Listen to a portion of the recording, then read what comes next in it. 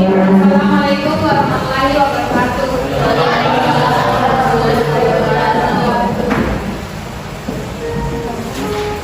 Baik, perkenalkan kami dari Fakultas Ilmu Pendidikan Universitas Negeri Makassar dari jurusan Psikologi Pendidikan dan Pendidikan.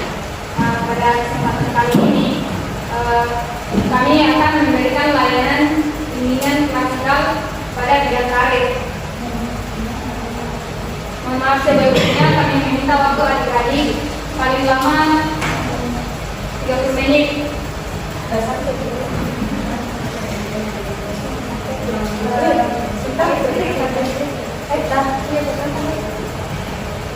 Perkenalkan, di samping kanan saya Laura Saryani, di samping kiri saya Ainun Siani.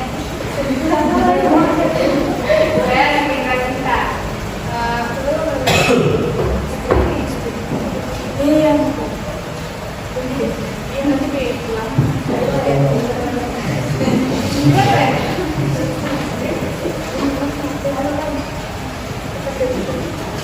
Baik, untuk adik-adik sebelum kita memulai materinya, alangkah baiknya kita melakukan ice breaking untuk melatih konsentrasi adik-adik sebelum memulai materi. Adapun ice breaking yaitu tepuk konsentrasi. Kalau kakak bilang pagi, kalian harus tepuk 1 kali. Kalau kakak bilang sore, kalian tepuk 2 kali. Tapi kalau kakak bilang malam, kalian harus tepuk tangan. Paham? Baik, kita contohkan terlebih dahulu ya. Tepuk konsentrasi.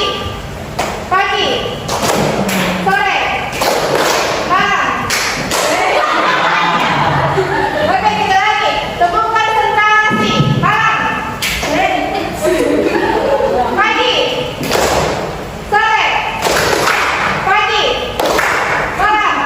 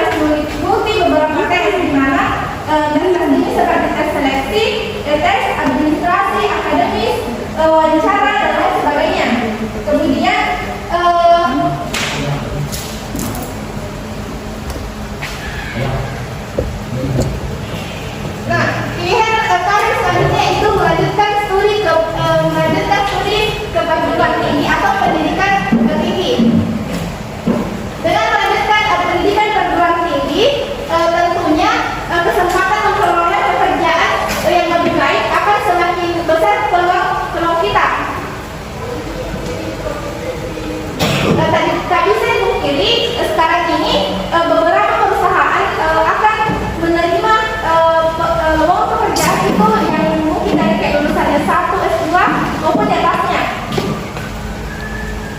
Nah, sebelum kalian masuk ke perguruan tinggi ini, tentunya kalian harus memikirkan beberapa proses untuk bisa masuk. Yang pertama itu kalian harus memperhatikan status dan akreditasi perguruan tinggi. Tentunya kalian jika ingin kuliah harus memikirkan bagaimana status universitas yang kalian pilih. Apakah akreditasinya A, B, ataupun yang di bawah A atau B tersebut. Nah, kemudian selanjutnya yang harus kalian perhatikan yang selanjutnya itu jalur jenjang pendidikan dan bentuk perguruan tinggi. Nah, jika kalian ingin masuk ke perguruan tinggi atau universitas, kalian harus memikirkan bagaimana jalur masuknya, bagaimana jenjang pendidikannya, dan bagaimana bentuk perguruan tinggi tersebut. Sebelum kalian ingin masuk ke perguruan tinggi, ada beberapa jalur. Mungkin bisa kita sebut sebagai jalur tes maupun non tes. Ada juga jalur bidik misi. Jalur tes itu merupakan jalur seperti SNPTN, di mana jika kalian ingin masuk ke perguruan tinggi negeri, kalian bisa mengikuti jalur SNPTN. Jalur SNPTN ini mungkin bisa dilihat dari nilai-nilai kalian seberapa besar peluang kalian bisa masuk ke perguruan tinggi tersebut. Kemudian jalur kedua yaitu jalur SBMPTN, di mana kalian harus melakukan tes, di mana kalian harus mendaftar pada perguruan tinggi tersebut, kemudian melakukan tes SD, baik itu beberapa tes di dalam tes SD tersebut. Kemudian ada juga jalur bidik misi. Mungkin yang punya beberapa kartu pemerintah bisa mengikuti jalur bidik misi tersebut. Nah, kemudian proses yang ketiga itu harus melalui sistem penerimaan mahasiswa. Seperti yang kakak bilang tadi, ada beberapa sistem penerimaan mahasiswa seperti SN, SB, Mandiri, bidik misi, dan lain sebagainya. Kemudian yang keempat, perguruan tinggi kedinasan. Nah, tak hanya universitas yang bisa kalian masuki, di sini ada juga seperti perguruan tinggi seperti kedinasan. Misalkan seperti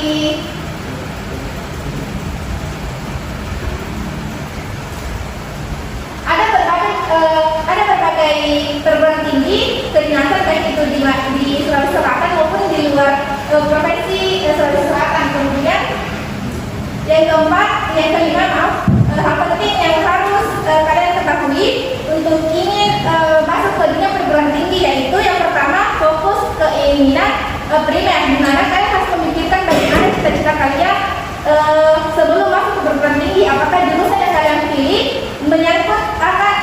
menyangkut ke cita-cita kalian. Kemudian yang kedua fokus bakat.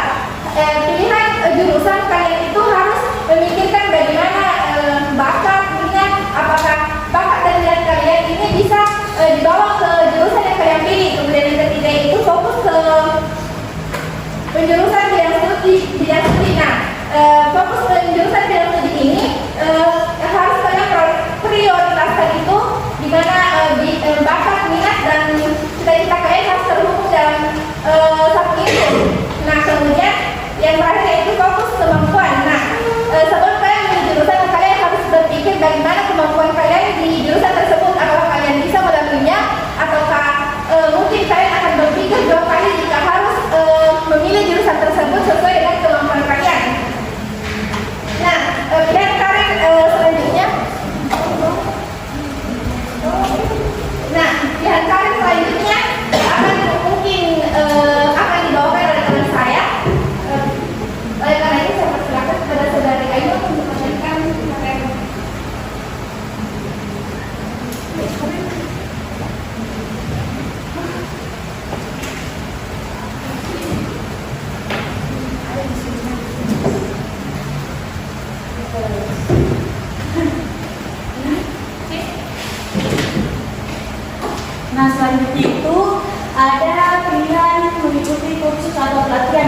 adik-adik sekalian itu bisa lihat di atas itu.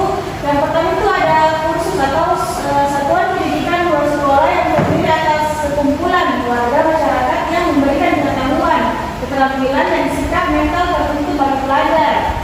Misalnya ada kursus komputer, kursus menjahit. Nah contohnya nih kayak kalian di SMK kan memasuki jurusan yang berbeda-beda. Nah di situ kalian kan kursus kan kayak jurusan apa sih kan?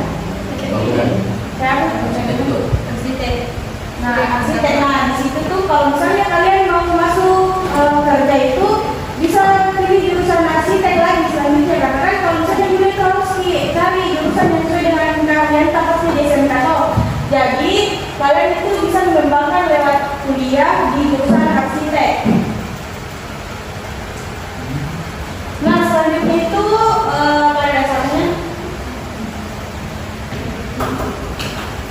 Nah selanjutnya itu ada pilihan memasuki kehidupan keluarga. Siapa di sini yang kalau misalnya lulus di SMK kamu menikah? Atau nanti ada dilawat nih, bapak atau tidak? Nah, tentunya kalau misalnya mau masuk menikah itu yang harus dipikirkan matang-matang itu, apalagi kalau di usia rentan kayak kita ini masih belasan tahun, itu yang perlu disiapkan itu yang pertama itu adalah mental. Nah karena kalau misalnya menikah itu di usia ini pasti kalau menikah itu sudah mulai gara-gara ekonomi. Iya. Pacaran bisa ya.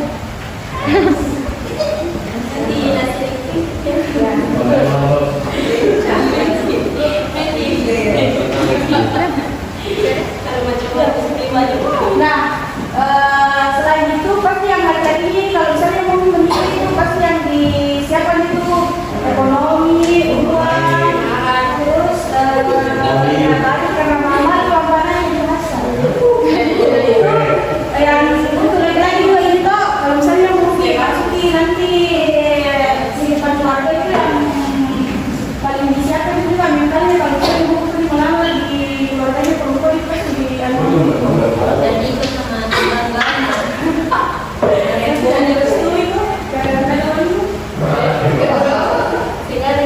yang punya proyek ini.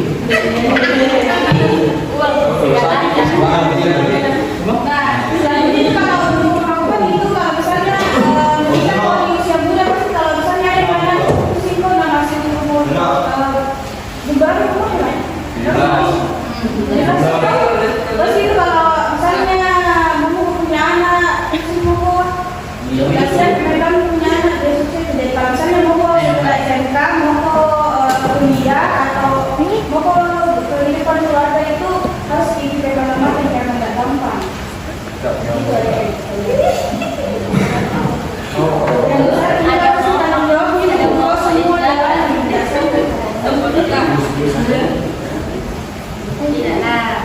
Nah, kayak begini, adik-adik sudah mungkin tidak usah lagi dibagi kelompoknya, mungkin kita bagi saja sesuai tempat duduk dari kelompok 1, kelompok 2 dan juga kelompok 3. Mungkin ada kelompok saja, tidak bisa gabung saja. Ya,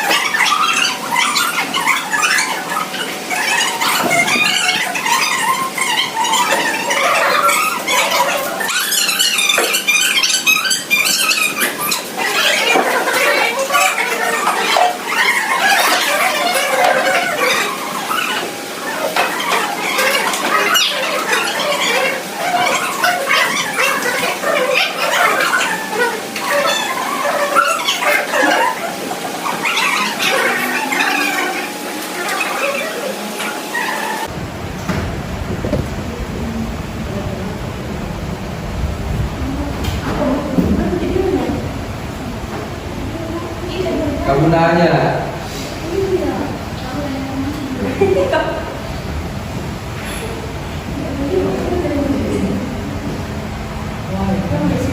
Kan, semester berapa? Tak kenal dia kan? Belum masa itu. Belum masa itu. Iya. Anak beta kan? Ada psikolog. Oh, iya. Oh. Ini udah selesai semester ini. Mungkin ada yang mulai videonya. Belum kemana? Ini belakang. Semester 3. Berarti baru 1 tahun lebih kan? Baru 1 tahun lebih. Iya. Pasti yang 2002. Semuanya belum tentu sejalan dengan ekspektasi indah yang selalu terbesit di pikiran. Disinilah semuanya dimulai. Disinilah juga banyak kenyataan hidup yang ditemukan. Ini aku, seseorang yang belum menjadi apa-apa, seseorang yang pernah duduk di bangku sekolah menengah, tapi yang kemana sih?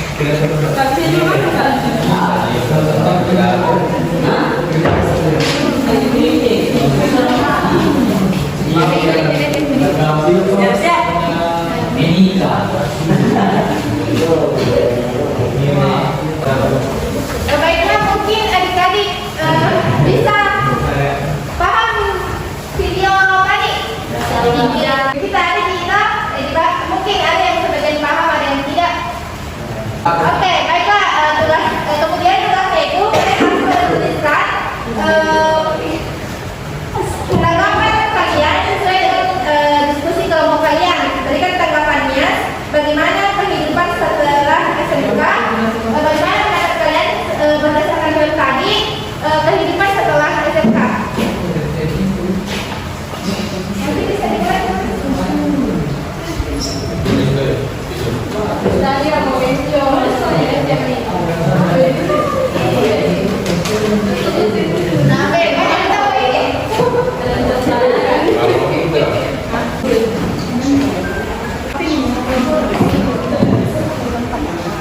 Dan tadi di situ Mungkin kakak berwaktu. Kami